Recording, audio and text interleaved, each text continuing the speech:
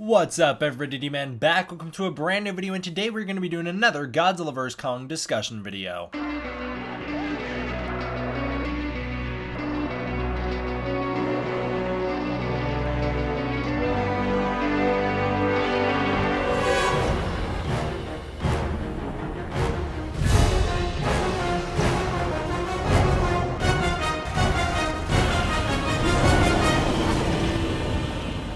Alright, so this one is the follow-up to the last video I did in which I discussed the potential of Godzilla becoming the villain. To a lot of you guys not being very happy about that, I don't know what the deal is. It's not like Godzilla hasn't been the villain in the vast majority of his movies, but you guys were so against that. Holy cow. Apparently Godzilla's never allowed to be the villain, despite that being the original intent of the character, and nothing suggesting that he'd be the superhero that you guys make him out to be. It's like people didn't even watch the last video I made before they commented. Actually, I know they didn't, because I can tell when I read your comments if you've watched the video or not. I don't know, it's just quite surprising to see so many people so upset about the potential of Godzilla having a questionable moment. Like, people didn't hear a word I said. They didn't care that I said, I don't actually think he's gonna become the villain. I think this is setting up for Godzilla to cross a line. People are like, whoa, Godzilla doing something questionable? No way. Let him murder everybody in GMK and let him be a real bad guy throughout his entire franchise history. But in the MonsterVerse, no way. No way can he even do something slightly questionable. Andrew Russell, he died under his own fault. It's just kind of crazy. A lot of Godzilla denial going on. I don't know. I didn't even say I think he was going to be a bad guy. I said I think he's going to cross the line, and it was like, that can't happen. How dare that happen? Make Kong the villain. Kong, the guy who's been a hero throughout every single movie he's ever been in? Really? Make him the villain? Yeah, that makes a lot of sense. Everyone telling me Kong's the villain in Kong Skull Island. I get it. You watched someone else's video, and he said something you wanted to hear. He said that Kong was killing humans deliberately,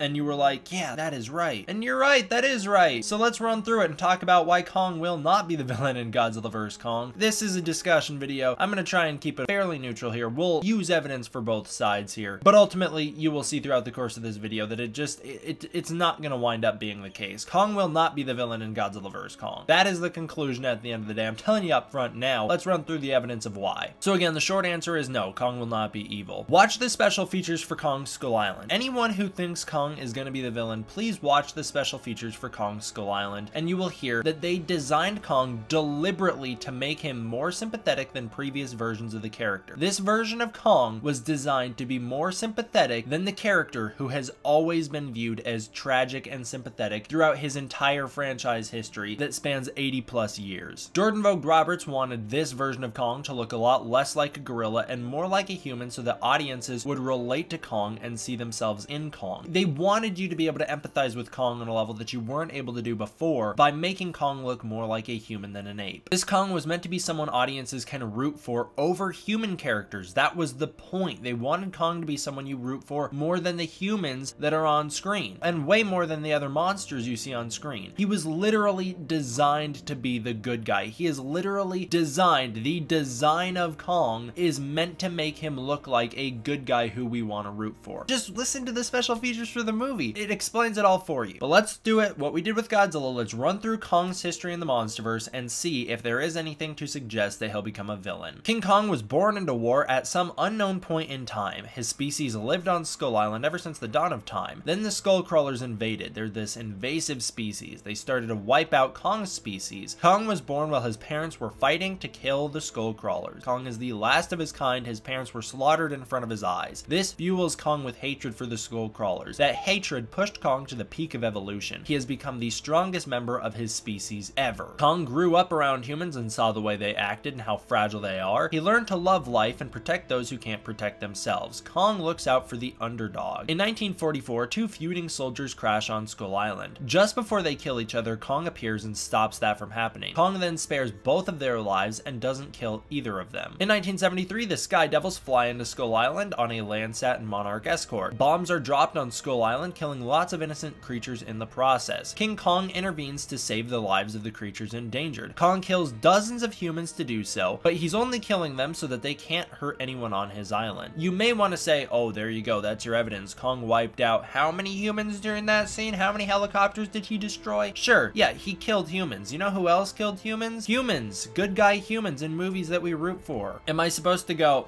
James Bond? That is a bad guy. He killed people. He killed people making making him a bad guy. Ethan Hunt, bad guy. Rick Grimes, evil. Completely evil to the core. It's like, yeah, sometimes heroes kill people. Yeah, I mean, like, I don't know what else to say. Superman has killed people. Batman has killed people. I'm sure Spider-Man has probably killed people at some point. Iron Man kills people. Captain America kills people. Good guys kill people. I'm not gonna say superheroes because Kong's not really a superhero, but good guys kill people. You can't say, oh, Kong killed some soldiers, meaning he's a bad guy. Captain America also killed a lot of soldiers. Does that make Captain America a bad guy? I don't think so. They were antagonizing Kong. They were killing innocent life on his island. He was defending life on his island. He was on the defense in that scene. Kong then starts down to hunt the skull crawlers that were awoken by the bombs. Kong saves an injured buffalo from a helicopter crash and allows Weaver to live, even though he clearly knows that Weaver is one of the people that came from the helicopters. Kong also interacts with the iwi people and protects their village from the skull crawlers. He has the power to wipe all of them out at any point he wants, but chooses not to. Kong has a positive interaction with both Weaver and Conrad in Kong's Skull Island and decides to trust and protect them. Kong is ambushed by Packard and his soldiers. Again, Packard is the bad guy. I don't know why people can't wrap their heads around that one. Packard's the bad guy, and Kong defends himself by killing some of the people in the process. Important to note, he doesn't kill all of them. Even when he wakes up, he doesn't kill all of them. Kong then battles with the Skullcrawler to get revenge on it for killing his parents and save the lives of the humans. And yes, this is not a case like Godzilla who's just doing it for a personal grudge. This is Kong saving the humans. Kong risks his own life, puts himself in harm's way to save Mason Weaver. That's a very different situation than Godzilla killing Ghidorah and that just so happening to benefit humanity. Godzilla doesn't care that it benefits humanity. Godzilla just cares that Ghidorah is dead. Kong cares that the humans are safe, which is why he jumps in to save them and why he keeps putting himself in harm's way to keep them safe and get the Skullcrawler away from them. He also allows the new helicopters to enter his domain and pick up the survivors, despite recognizing them as the things that dropped bombs on his island in the first place. Kong allowing the human characters to make it off Skull Island shows that he doesn't care. He's not a bad guy. He is just there to protect himself and protect his island. In the 1990s, Kong saves Aaron Brook and his crew from death as they are attacked by death jackals. Kong steps in and intervenes to get the humans to safety. He's not doing that for no reason. He doesn't just attack death jackals just for fun. He's doing it because he's seeing that they're hurting innocent humans. He then saves them again by intercepting an aggressive siren jaw, killing it in the process. Then when Rikio blows up part of the iwi wall and lets swarms of mother longlegs into the village, Kong sprints into action and wipes out the entire swarm just so that the iwi can't be hurt. And although some of them die in the process, none of them die at the hands of Kong. Kong protects all of them. They die at the hands of the mother longlegs. Kong then kills Rikio for putting innocent life in harm's way. He recognizes that Rikio is the one who blew up the wall, and then he doesn't hurt Aaron Brooks, who he recognizes was with Rikio. There's your evidence. Kong's not just there to kill random humans. He doesn't just kill Rikio for no reason. He does it because he goes, oh, that's the guy that blew up the wall. Okay. Otherwise, he would have killed Aaron as well. Kong then also allows Monarch to establish Outpost 33 on his island and allows Monarch to send multiple missions into his territory as seen in Godzilla King of the Monsters. He's not just wiping out Monarch troops. He's, for whatever reason, letting them land on his island. He's letting them go about their business. King Kong is a hero. Okay, he is a hero. I don't know why people don't believe that. They just go, oh, well, I listened to this one video where he says Kong deliberately kills people. Yeah, you're right. He does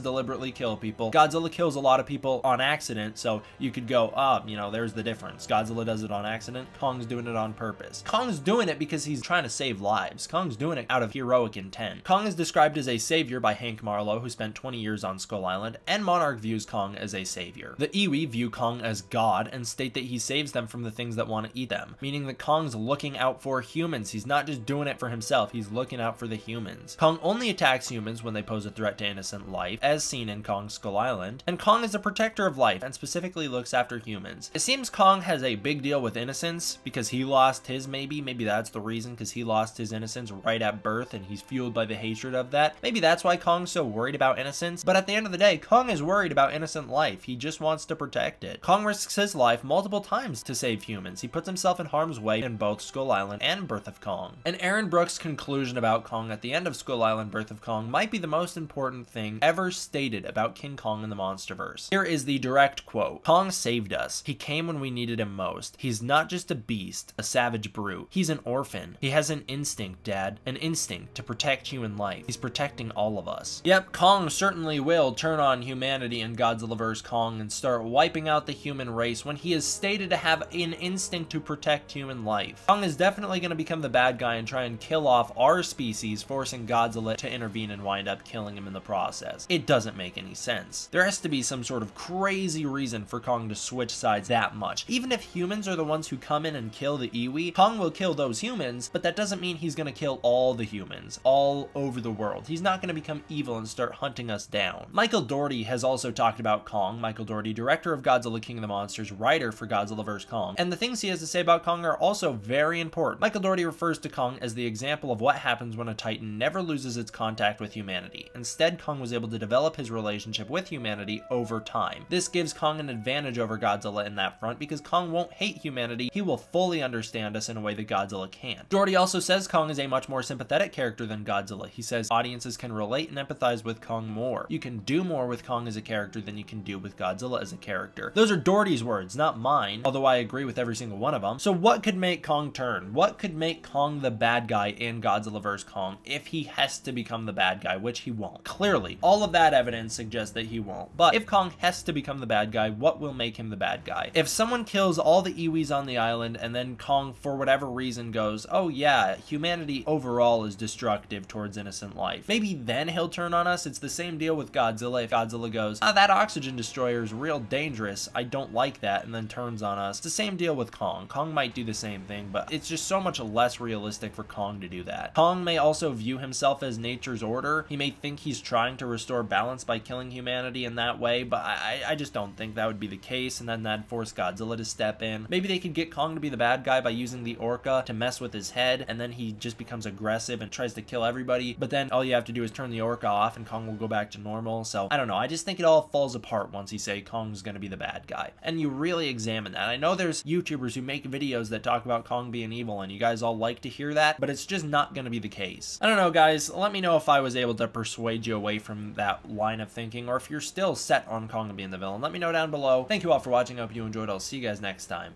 D-Man, out.